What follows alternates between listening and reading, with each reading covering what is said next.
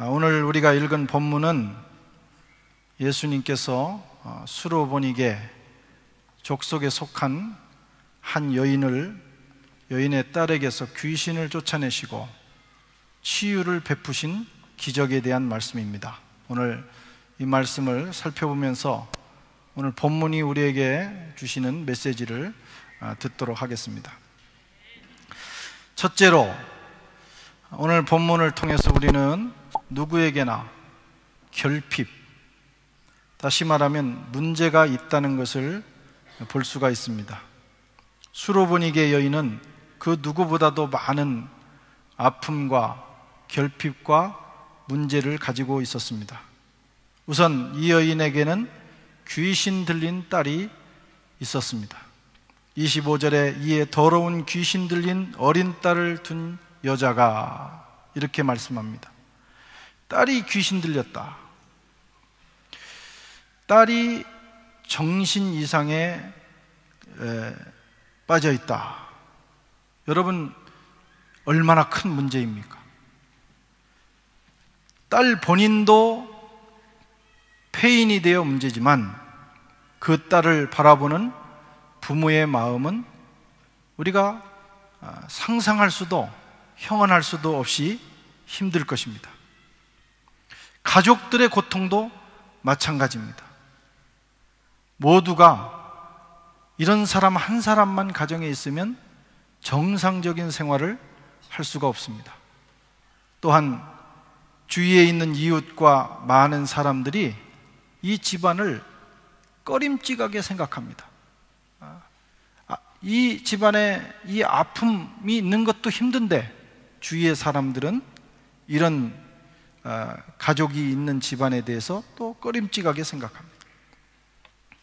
큰 문제예요. 또 이 사람은 두루 지방에 살고 있었습니다. 두루는 이스라엘 땅을 더럽혀서 결국 망하게 한 우상 숭배의 본거지입니다. 탐탁치 않은 그런 지역이죠. 헬라인이었습니다. 헬라인은 이방인의 상징, 유대인들에게 있어서 이방인들은 선택받지 못한 족속으로서 상종해서는 안 될 대상이었습니다.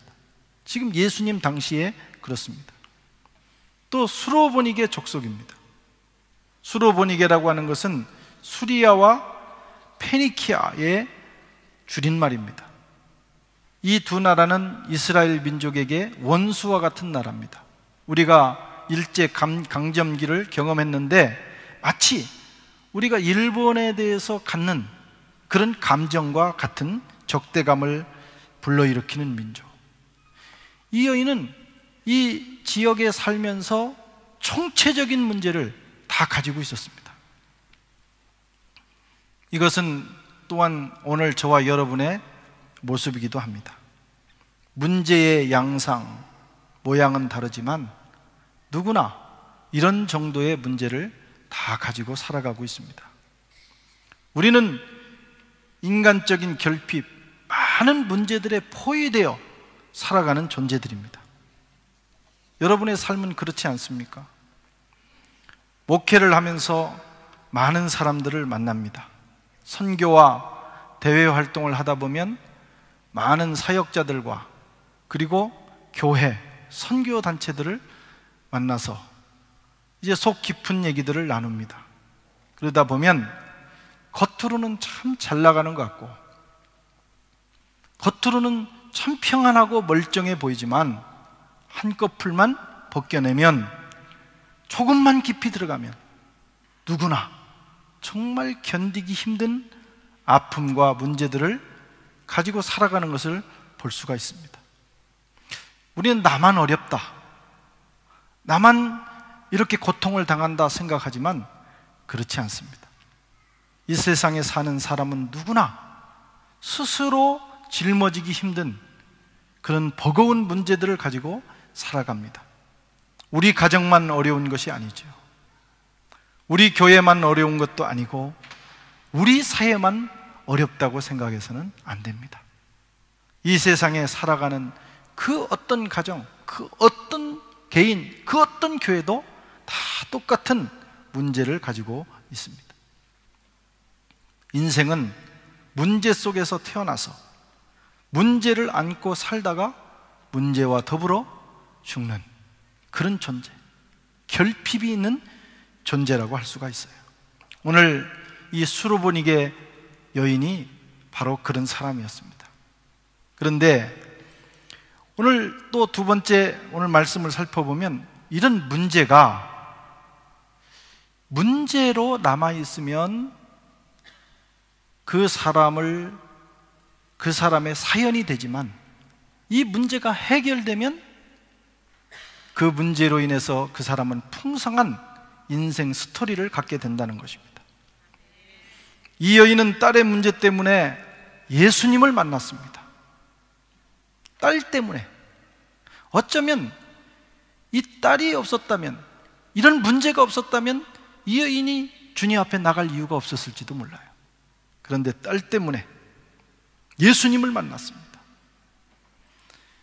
그녀는 모든 난관을 뚫고 결국은 그 문제를 해결받았습니다. 그랬더니 이 여인의 문제는 그의 스토리가 되었고 간증이 되었고, 그 간증과 스토리는 그의 인생을 더 값지게 만들었어요. 성경에 기록되었습니다. 그리고 오고 오는 세대의 수많은 사람들에게 감동과 희망과 평안을 줍니다. 위로와 도전을 줍니다. 오늘 우리도 이 말씀을 살펴보고 있지 않습니까? 여러분, 문제가 문제는 아닙니다. 문제 자체가 문제는 아니다 이거예요. 문제를 어떻게 해석하고 그것을 풀어가느냐 하는 것이 중요합니다. 문제에 대한 해석을 잘 하고 그것을 풀어가면 그것이 스토리가 됩니다. 간증이 됩니다. 그런데 그 문제를 풀지 못하고 문제에 끌려다니다가 인생이 끝나면 그것이 사연이 돼요. 사연. 스토리는 인생을 풍성하게 만들지만 사연은 인생을 우울하게 만들고 자기 연민에 빠지게 만들고 결국 그렇게 슬프게 인생을 마감하게 만듭니다.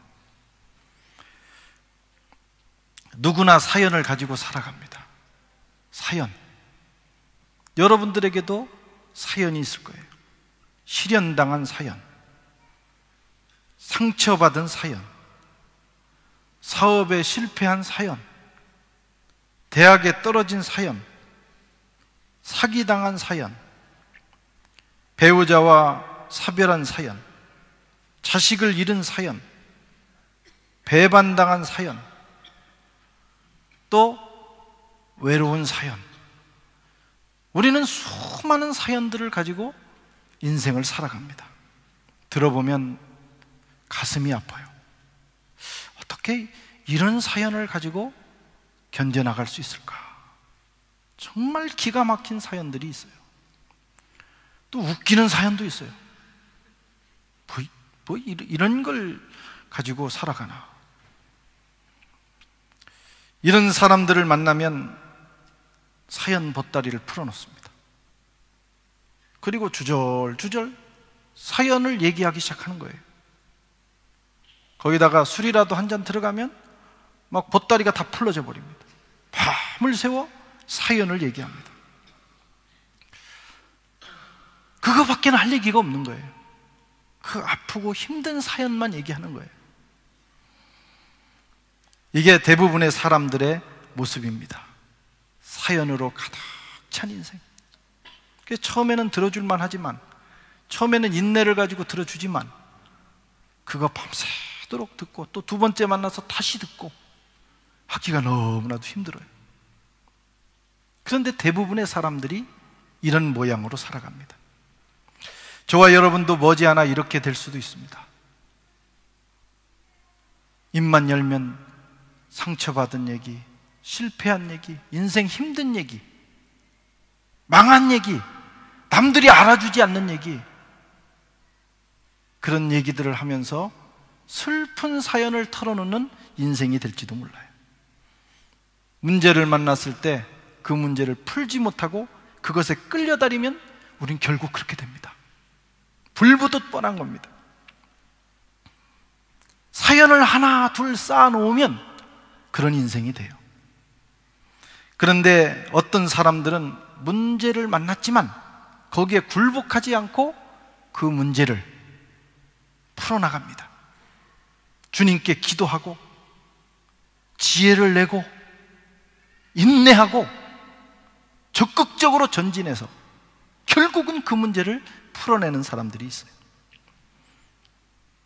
그래서 스토리를 만들어 갑니다. 그래서 그런 사람들을 만나면 정말 감동적인 이야기들을 들을 수가 있어요. 힘이 나고 위로가 되고 나도 그렇게 살아야 되겠다, 용기를 얻게 됩니다.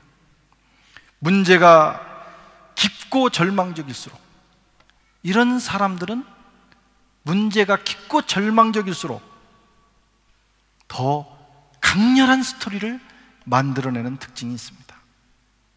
그리고 그런 얘기들은 재밌어요. 감동적입니다. 성경에 보면 이삭보다 야곱 얘기가 훨씬 재밌습니다. 사실 이상적인 인생, 우리가 이상적으로 생각하는 인생은 이삭 같은 인생입니다. 그랄 땅에서 하나님께서 축복하셔서 100배의 소출을 얻었더라, 땡입니다. 그리고 별 얘기가 없어요. 얼마나 이상적입니까? 큰 문제가 없이 이삭은 살았습니다. 그런데 재미는 없습니다. 이삭 얘기 들어서 별 재미가 없어요. 야곱은 다릅니다. 인격적인 결점이 많은 사람이에요. 거의 사기꾼에 가까웠던 사람입니다. 남성적이지도 않았습니다. 많은 역경을 겪었습니다. 이상적인 인생은 아니죠. 여러분, 야곱처럼 살고 싶습니까? 야곱이 우리의 이상은 아니에요. 그런데 우리가 공감하는 것은 대체로 우리 인생이 그렇다는 것이죠. 야곱의 얘기는 참 감동적이고 재밌습니다. 드라마틱하고 아주 재밌어요. 성경에서도 이삭보다는 야곱에 대해서 기록하는데 더 많은 지면을 할애합니다. 요셉을 보시기 바랍니다. 요셉은 아버지의 사랑을 받던 사람이었어요. 한 사람의 사랑을 받았어요. 그 덕에 10명의 형제들이 미워했습니다. 여러분, 10명에게 사랑을 받는데 한 사람이 미워해도 괴로운 게 인생인데, 아버지 한 사람에게 사랑받는다는 이유로 10명의 형님들이 집요하게 미워하는 거예요. 몰래 와서 콕 찌르고 꼬집고 괴롭히는 거예요. 너무나 힘든 인생이었어요. 형들에게 팔렸어요. 노예 생활을 했어요. 또 유혹을 거절했다는 이유로 감옥에 들어갔습니다. 여러분, 이런 인생 살고 싶으십니까? 전혀 이상적이지 않은 인생이에요. 되는 일이 없는 인생, 끝없는 나락으로 떨어지는 것 같은 인생. 그런데 이 요셉의 얘기는 늘 읽어도 감동적이고 드라마틱합니다. 끝까지 절망의 절망까지 떨어졌다가 반전되는 인생. 거기서 끝나지 않습니다. 그가 하나님을 신뢰했고 하나님께서 이 요셉의 인생을 역전시켜 버렸어요. 요셉은 놀라운 스토리를 가진 인생입니다. 그래서 우리에게 감동을 주는 것이죠. 인생에서 만나는 역경이 크다고 불평하거나 절망할 필요가 없습니다. 물론 힘들어요. 누구나 힘듭니다. 그러나 생각을 조금 바꾸면 감사할 수 있어요.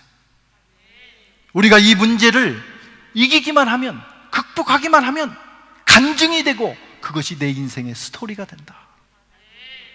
스토리가 있는 인생, 여러분 얼마나 멋있는 인생입니까?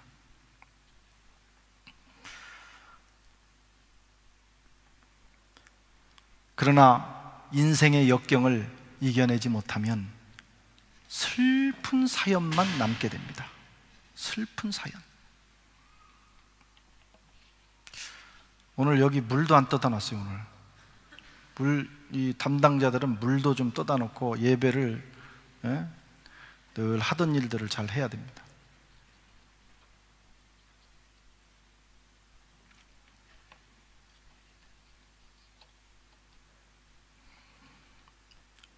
대개 어려움을 당했지만 그것을 극복 못한 사람들은 슬픈 사연이 많기 때문에 늘 질질 짭니다.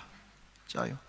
그 전에 제가 이렇게 거듭나 신학을 하기 전에 그 친구들을 보면 이 술이 한 잔 들어가면 말이에요, 꼭 질질 짜는 놈이 있어요. 어떤 놈은 먹으면 자는데 그건 참 귀여운 일입니다. 그런데 들어가면 질질 짜는 집안의 내력을 가진 사람도 있어요.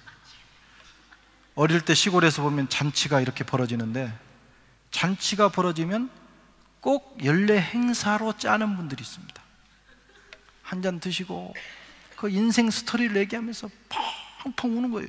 근데 그 다음에 또 들어보면 그 아주머니는 똑같은 얘기를 가지고 계속, 레파토리가 똑같습니다. 하소연알고 울고 불고 하는 허접한 인생, 얼마나 불쌍한 인생입니까? 아니면 뭐가 나버려요. 이 실패를 많이 한 사람, 그걸 극복 못한 사람은 뭐가 나요. 그래서 인생이 둥글둥글해서 누구를 만나도 부딪히는 게 없어야 되는데 이 뭐가 난 인생들은 뭐가 나 있어요. 아주 뾰족합니다. 그래서 만나면 부딪혀요. 그래서 이런 인생을 뭐라고 하냐면 모지른 인생이라고 해요. 모지른 인생, 툭툭 다른 사람을 찌르는 인생들입니다. 인생 스토리를 갖고 간증을 갖는 저와 여러분 되시길 바랍니다. 우리 동양에 보면 이무기라는 것이 있어요. 이무기 들어보셨죠? 이건 이제 하나의 전설적인 얘기인데, 이 이무기들은 용이 되기를 기다리는 존재들입니다. 그런데 어느 날 어떤 이무기는 용이 되어서 하늘을 확 나르는데 용이 못 된 거예요. 실패한 인생입니다. 그래서 이 이무기들이 하는 일이 뭐냐면 천둥치고 번개치고 진눈깨비 내리고 비 내리고 아주 자신과 이웃을 구질구질하게 만듭니다. 이무기 같은 인생이 있어요. 사연만 품고 사는 인생, 늘 우울하고 비관적이고 부정적이고 공격적이고 피곤하게 만드는 인생입니다. 자신도 괴롭고 이웃도 괴롭습니다. 우리가 그렇게 될 가능성이 있어요. 어려운 환경에 있는 사람일수록 그렇게 될 가능성이 큽니다. 그러나 우리가 그것을 극복하고 주님의 은혜로 극복하고 주님을 만나고 그래서 승리하는 인생이 되면 많은 사람들에게 도전과 위로와 감동을 줄 수 있어요. 우리는 그 기로에서 살아가고 있습니다. 오늘 본문의 수로보니게 여인은 모든 역경을 극복하고 해결하여 인생의 아름다운 스토리, 간증을 가진 여인이 되었습니다. 스토리와 간증은 우리 인생을 가치 있게 만듭니다.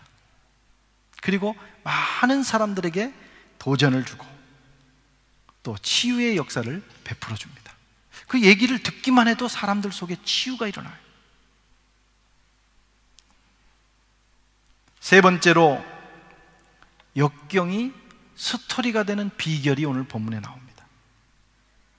우선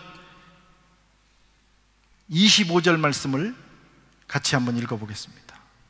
시작. 예수의 소문을 듣고 곧 와서. 첫 번째 비결은 주님께로 나아갈 때 가능하다는 거예요. 그 문제를 가지고 있는 것만 가지고는 안 됩니다. 그 문제를 해결해 주시는 주님께 나와야 돼요. 그런데 이게 쉽지를 않습니다. 대부분 사람들은 문제가 생기면 스스로 그냥 그 문제를 어떻게든 해보려고 합니다. 그러다가 막다른 골목에 서서, 벼랑 끝에 서서 그때 하는 게 뭐냐면, 아유, 기도나 해볼까? 예수님을 찾아볼까? 하는 생각을 하는 거예요. 그렇게 해서라도 나오면 다행입니다. 그렇지 않으면 해결되지 않아요. 또 어떤 사람은 늘 그렇게 사는 사람이 있어요. 벼랑 끝에 사는 인생. 벼랑 끝에 몰리지 않으면 기도하지 않습니다. 주님께 나오지 않습니다. 그래서 늘 벼랑 끝에만 서 있는 거예요. 빨리 주님 앞에 나오면 벼랑 끝에 서지 않아도 됩니다. 또 예수님을 찾는다고 쉽게 만날 수 있는 것도 아니에요. 오늘 본문을 보면 예수님이 두루 지방에 가신 이유는 쉬시기 위해서 가셨습니다. 그래서 사람들이 자기를 찾지 못하도록 어느 집에 들어가셨어요. 예수님도 육체를 입으셨기 때문에 피곤하셨던 거예요.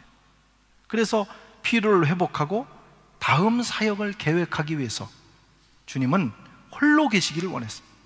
그래서 제자들에게 오늘부터 며칠 동안은 그 누구하고도 홍대부를 잡지 마라, 주님이 말씀하셨어요. 주님이 숨으실 때가 있어요. 항상 우리를 기다리고 있는 게 아닙니다. 주님이 자신을 숨길 때가 있다 이거예요. 그 주님을 찾아내는 노력을 해야 됩니다. 그 다음에 이 사람은 어떻게 했습니까? 다시 25절 시작. 그 발 아래 엎드려. 이 엎드렸어요. 주님을 만나자마자 엎드렸어요. 엎드린다고 하는 것은 지존에 대한 겸손한 예법입니다. 우리가 지극히 높은 하나님 왕을 만나면 그를 존경한다는 의미에서 무릎을 꿇고 엎드리게 돼 있어요. 주님 앞에 엎드려 주님을 높이고 자신을 낮출 때 주님의 은혜가 그에게 흘러 들어갑니다. 하나님은 교만한 자를 물리치시고 겸손한 자에게 은혜를 베푸십니다. 목이 곧은 사람은 하나님의 은혜를 입을 수 없습니다. 심판이 기다릴 뿐입니다. 당장은 그렇지 않고 제잘만 맛에 다 살 것 같지만 목이 곧은 사람, 교만한 사람은 하나님이 물리치시고 부끄럽게 인생이 됩니다. 심판을 당하는 이유는 교만은 마귀의 성품이기 때문입니다. 마귀의 성품. 겸손하면 기뻐하시고 은혜를 베풀어 주시지만 이 마귀의 성품으로 살아가면 결국은 심판을 당합니다. 야고보서 4장 6절에 보면 그러므로 일러스되 하나님이 교만한 자를 물리치시고 겸손한 자에게 은혜를 주신다 하였느니라. 우리가 주님 앞에 나와서 무릎 꿇는 삶을 살아야 돼요. 나를 낮추고 주님을 높이는, 주님을 우러러보는, 사람 사이에서도요 겸손한 사람은 참 귀하게 보이는데 교만한 사람은 여러분 그렇지 않습니까? 나보다 잘났든 못났든 교만한 사람 만나면 밥맛이 떨어지잖아요. 교만한 사람 매력이 없습니다. 특별히 주님 앞에서, 지존자 앞에서는 우리가 더 겸손해야 됩니다. 엎드려야 돼요.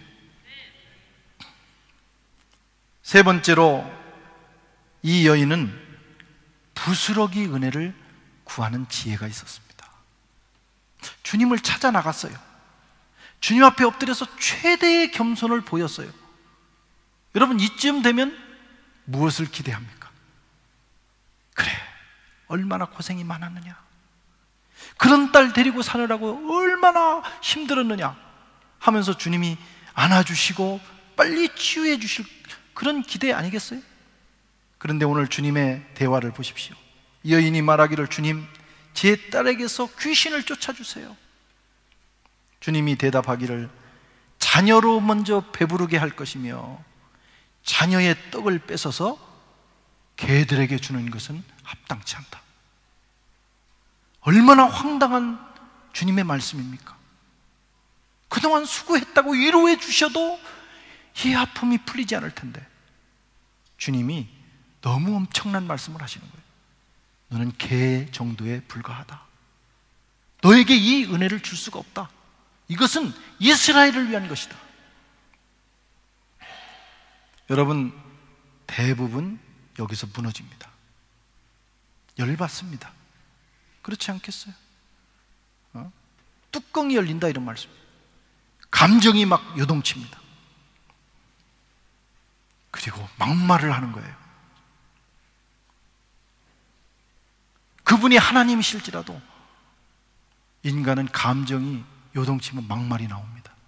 여러분도 혹시 그런 경험 하셨을 거예요. 하나님이 이럴 수 있냐고 말이에요.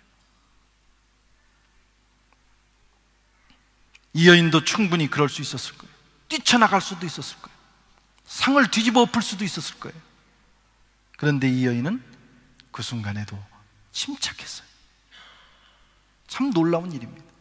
감정이 격동했지만 목표가 분명했기 때문에, 딸을 고치고 이 딸을 회복시키는 것이 목표였기 때문에 자기 감정에 흔들리지 않았어요. 그리고 마음을 다잡고 나니까 아주 놀라운 말을 하게 돼요. 이게 감정이 막 흔들려서 이 속이 뒤집어지면 사람이 실성한 말을 합니다. 그런데 그 순간에도 감정이 흔들리지 않으면 지혜로운 말을 할 수가 있어요. 이 여인이 뭐라고 합니까? 28절에 띄워주세요. 시작. 주여 올소이다마는 상 아래 개들도 어린아이가 먹던 부스러기를 먹나이다. 어떻게 이런 말을 할 수 있었을까? 에이 하고 막 뒤집어 버릴 수도 있는 상황 아니에요? 내가 지금 이방 여인이라고 이런 딸 가졌다고 주님까지 나를 무시하는 겁니까? 이럴 수 있습니까? 말할 수 있을 텐데 이 여인이 놀라운 말을 하잖아요. 부스러기 은혜라도 주시옵소서. 이 한마디가 모든 상황을 역전시켰어요. 이 한마디가 주님을 감동시켰어요. 우리가 내뱉는 결정적인 한마디가 인생을 망치기도 하고 승리로 이끌기도 합니다. 운명을 바꾸기도 합니다. 우리 입술의 한마디 고백이 간증과 스토리를 만들어낼 수 있어요. 부스럭이라도 줬사오니, 부스럭이라도 줬사오니. 여러분, 이 말 한마디만 할 수 있으면 완전히 인생이 바뀌는 거예요. 이 여인은 어쩌면 이 말을 못했으면 그냥 그 자리에서 돌아서서 갔을지도 몰라요. 여러분, 부스러기면 어떻습니까? 주님이 주시는 부스러기는 우리 인생을 완전히 개벽하기에도 충분합니다. 주님이 주시는 부스러기 은혜는 우리 인생의 어떤 문제도 해결하기에 충분한 은혜예요.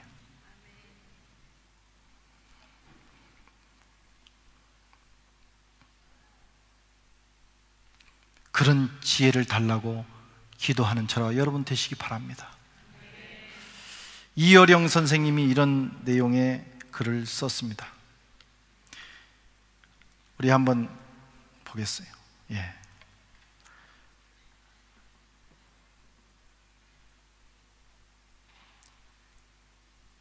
이 위에 있는 게 일크, 영어에서 일크라는 단어인데 그 앞에 M을 넣으면 뭐가 되죠?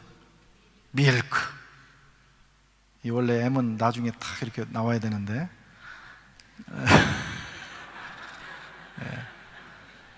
그 다음에 S를 넣으면 뭐가 되죠? 실크. 그분이 그 책 중에는 이런 단어나 도형을 가지고 이런 인생의 문제를 풀어가는 아주 재미있는 글들이 많습니다.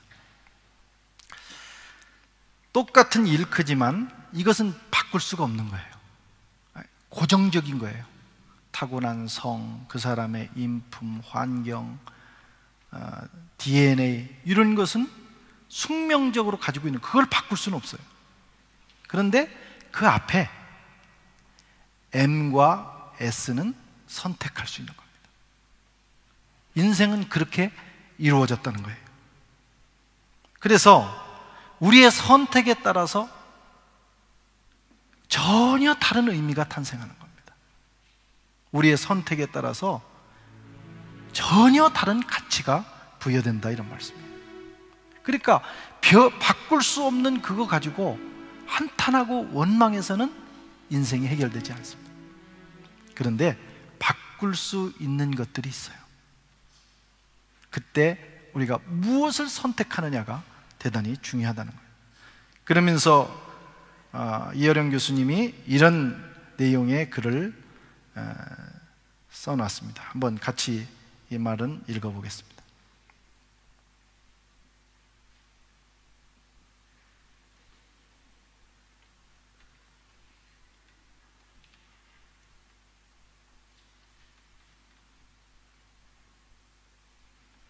예, 글이 안 뜰 때는 마음으로 생각하시면 됩니다. 예. 그렇죠. 자, 멀리서 잘 안 보이실 분도 있겠지만 천천히 같이 한번 읽겠습니다. 시작.